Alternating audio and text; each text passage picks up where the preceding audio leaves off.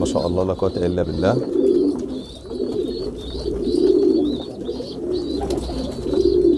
بس اللي كان بيحصل امبارح حاجة عكس كده خالص.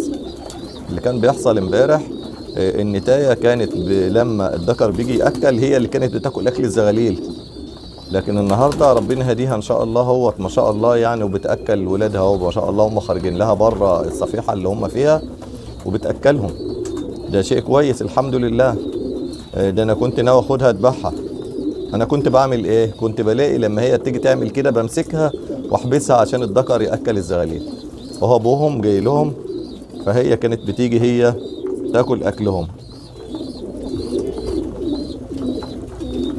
هنشوف هي هتاكلهم ازاي ونتابع برضه. لسه في زغلول جوه محدش دخله، الزغلول اللي ما خرجش، الذكر جاء ابوهم. هنشوف الظاهره اللي انا قلت لك